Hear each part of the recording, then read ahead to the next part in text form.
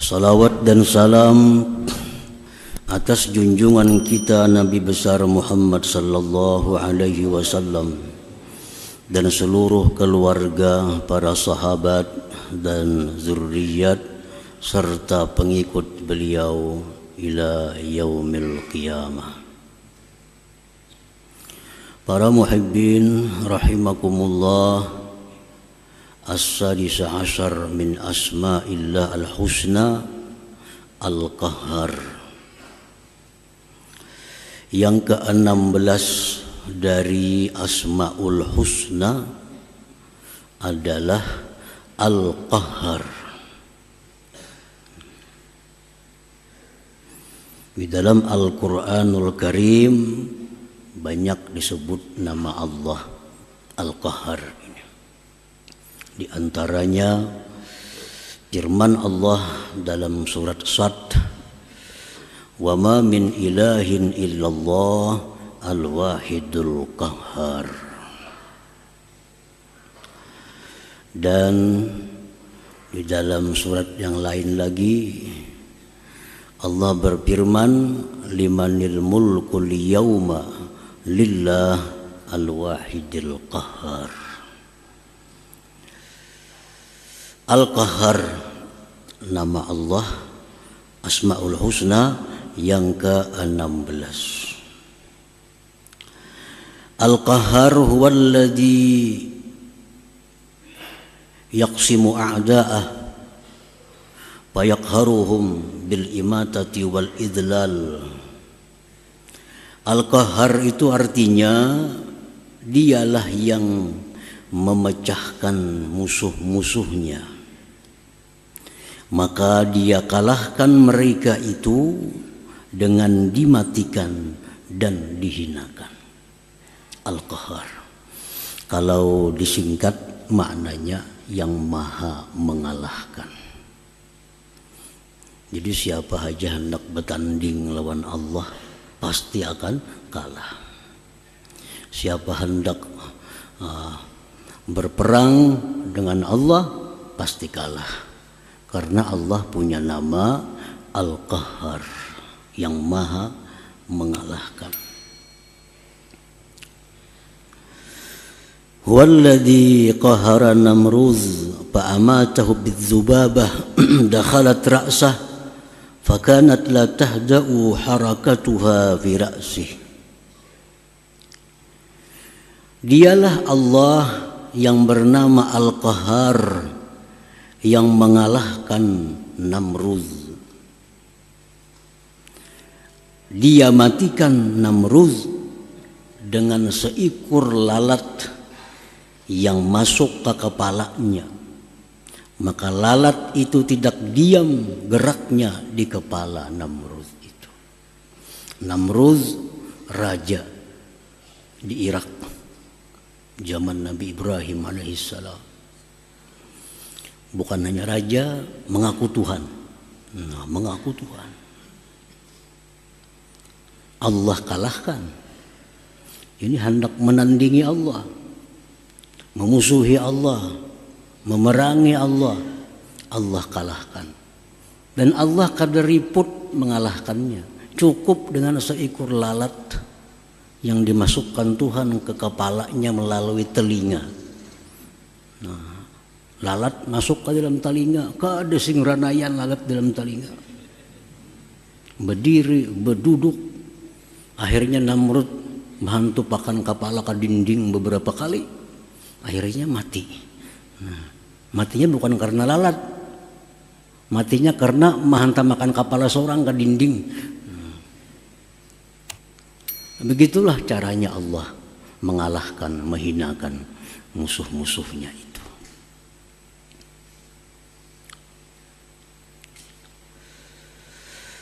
Wa qahara Fir'aun bi'ighraqih. Allah mengalahkan Fir'aun. Fir'aun sama dengan Namruz, raja sekaligus mengaku Tuhan. Mengaku Tuhan. Allah hinakan, Allah matikan Fir'aun dengan ditenggelamkan Allah. Jadi matinya Fir'aun bukan karena pedang, bukan karena panah, bukan karena tumbak, karena dikelilingi oleh pengawal-pengawalnya. Kadang mungkin sampai kalau panah, kadang mungkin sampai kalau pedang, kadang mungkin sampai kepada Fir'aun kalau tombak, karena dikelilingi oleh pengawal. Tetapi Allah tenggelamkan Fir'aun di lautan.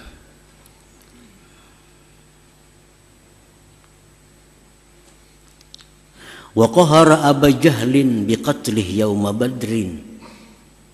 Dan Allah mengalahkan Abu Jahal dengan dibunuhnya Abu Jahal pada perang Badar. Abu Jahal ini orang yang sangat memusuhi Rasulullah sallallahu alaihi wasallam. Memusuhi Rasulullah sama dengan memusuhi Allah Subhanahu wa taala. Nah, maka Allah kalahkan Abu Jahal di Badar dengan terbunuh. Para muhibbin rahimakumullah. Jadi Allah Subhanahu wa taala itu sangat kuasa mengalahkan siapa jua pun, sekuat apapun, sebanyak apapun, dengan namanya Al-Qahhar. Tetapi sebagai sunnatullah, adatnya Allah, Allah itu kadang mau langsung mengalahkan itu. Proses waktu Ibrahim alaihi salam berdakwah berpuluh-puluh tahun mengajak Namrud. Sampai akhirnya Namrud ingin membunuh Nabi Ibrahim dengan melemparkan ke api. Berpuluh-puluh tahun perjuangan Nabi Ibrahim alaihissalam, baru Namrud ini dimatikan, dihinakan oleh Allah Subhanahu wa taala. Itu sunnatullah. Padahal Allah bisa secara langsung mematikan itu orang tanpa menunggu minggu, bulan, bahkan tahun. Allah kuasa. Fir'aun, Nabi Musa 40 tahun berdoa kepada Allah agar bisa menang dengan Fir'aun. Baru dikabulkan oleh Allah doanya Nabi Musa.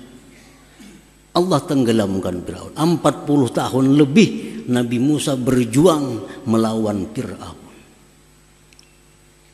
Abu Jahal 13 tahun lebih Nabi kita dihina, dicaci maki oleh Abu Jahal. Baru Allah matikan, hinakan Abu Jahal itu. Ini sunnatullah. Banyak hikmah yang terjadi dengan demikian. Pertama, memberikan peluang kepada umat untuk menjadi mujahid, untuk menjadi pejuang-pejuang. Coba andai kata Allah, misalnya Rasulullah dibangkit jadi Rasul, ujar Rasulullah, wahai kaum Quraisy, masuk Islamlah, masuk Islam semuaan, masuk Islam semuaan. Kada terkenal nama Sayyidina Hamzah sebagai serigalanya Allah. Kada terkenal nama Sayyidina Ali sebagai Saifullah, pedangnya Allah. Karena mereka menentang, mereka mencaci maki puluhan tahun. Nah, disitulah timbulnya para mujahid, orang-orang yang gugur sebagai syahid fisabilillah. Jakanya Allah menampakkan namanya Al-Qahhar ini langsung. Begitu ada orang menentang Allah, mati. Siapa menyakiti nabinya, mati. Kada ada mujahid, kada ada syuhada, kada ada orang yang mati syahid. Maka surga untuk orang mati syahid sudah disediakan Allah. Siapa mengisi? Nah, oleh karena Allah memberikan tinggang waktu sekian puluh tahun, sehingga berapa ratus bahkan ribu syuhada-syuhada yang gugur berjuang di jalan Allah Subhanahu wa taala. Bukan Allah kada mampu, untuk mengalahkan orang-orang kafir. Palestina berapa tahun dijajah Israel. Nah, dibunuh oleh Israel, diperkosa, dipenjara rakyat Palestina, kaum muslimin dan muslimat. Allah biarkan Israel berbuat sedemikian rupa. Padahal Allah mampu untuk sekaligus melenyapkan Israel di muka bumi itu. Untuk apa?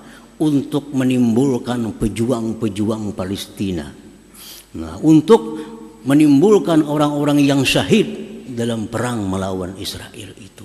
Mereka inilah yang akan menjadi penghuni surga Allah Subhanahu wa ta'ala. Nah, hadirin hadirat yang dimuliakan Allah, itu sudah sunnatullah. Kita berdoa, ya Allah, hamba sakit, sihatkanlah. Allah bisa mengabulkan detik itu bisa. Ya Allah, hamba kesulitan uang, blak gugur di langit sekarung, bisa. Kuasa.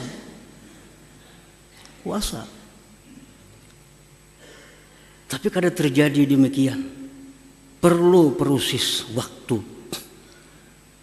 Sekian ratus hari berdoa, ya Allah, hamba sakit sembuhkanlah, hamba sakit sembuhkanlah.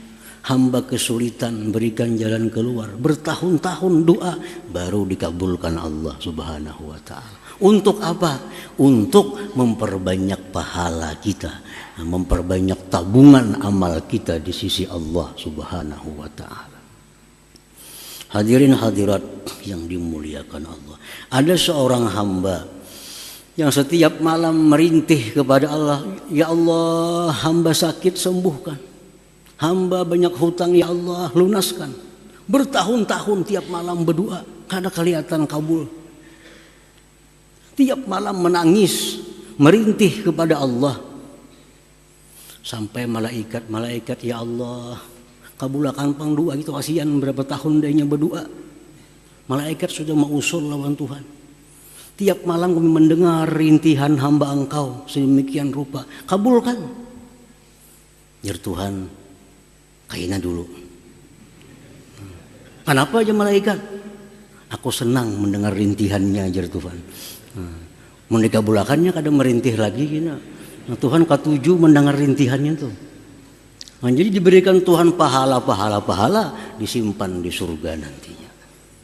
Itu sudah sunnatullah. Sudah aturan Allah Subhanahu wa ta'ala. Nah, Al-Qahar ini seperti itu. Allah mengalahkan musuh-musuhnya, tapi bukan langsung, ada proses waktu, ada perjuangan dari hamba-hambanya yang beriman. Pokoknya orang-orang yang menentang Allah, memusuhi Allah, memerangi Allah, pasti akan kalah. Tinggal menunggu waktu yang ditentukan oleh Allah Subhanahu wa ta'ala. Jangan khawatir, Israel pasti lenyap di muka bumi. Tinggal menunggu waktu.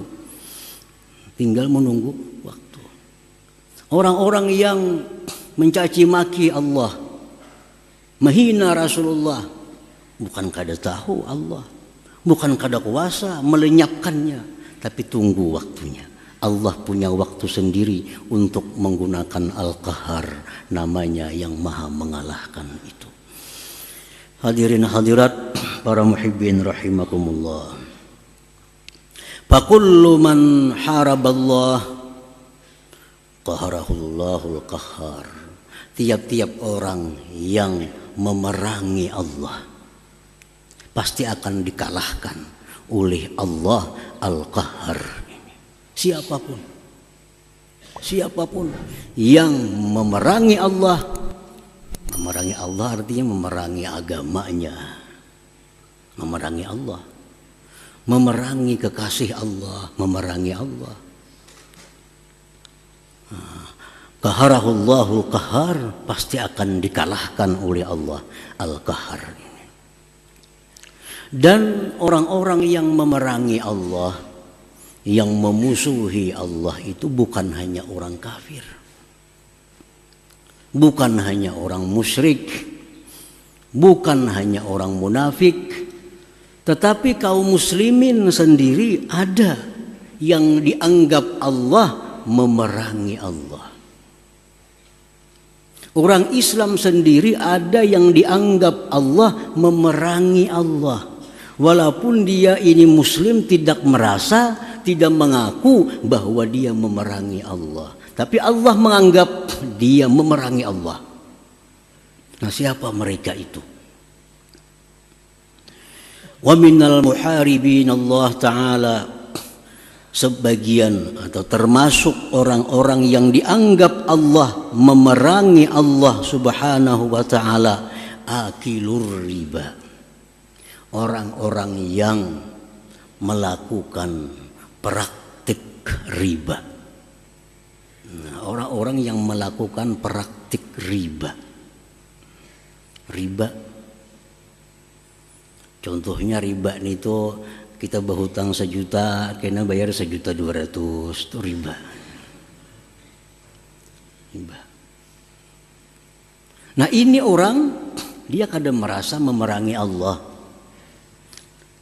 Dia pun kadang mengaku dia memerangi Allah. Tapi Allah dan Rasul menyatakan orang yang melakukan praktik riba itu muharibullah wa rasulih, memerangi Allah dan Rasulnya. Karena Allah menganjurkan kita untuk bersedekah. Allah nyuruh kita untuk memberi makan orang, memperbanyak sosial. Sedangkan riba ini jelas bertolak belakang dengan sedekah, bertolak belakang dengan kasih sayang. Makin hari makin ganal bayarnya, kan jauh dengan kasih sayang. Nah, disitulah dia memerangi dengan Allah Subhanahu wa Ta'ala. Allah Subhanahu wa Ta'ala berfirman, ya ayyuhalladzina amanu taqullaha wa dharu ma baqiya minar riba in kuntum mu'minin fa in lam taf'alu fa'zanu biharbin minallah wa rasulih. Al-Baqarah.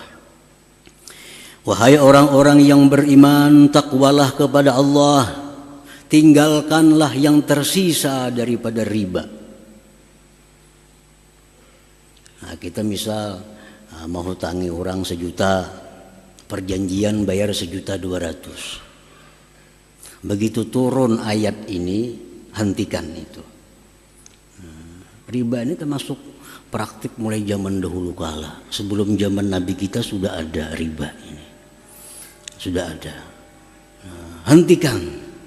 Apabila kalian tidak berhenti, maka perlu kalian tahu bahwa kalian sedang berperang dengan Allah dan Rasulnya. Jadi orang yang melakukan riba itu orang yang berperang dengan Allah dan Rasul. Setiap berperang dengan Allah dan Rasul, pasti Allah yang menang, karena nama Allah Al-Qahhar ini yang maha mengalahkan. Yang maha mengalahkan. Yamhaqullahu riba, Allah akan menghanguskan, melenyapkan, membinasakan riba, itu artinya. Jadi kalau kita riba, nah, kita sedang berperang dengan Allah, sedang berperang dengan Rasulullah. Satu saat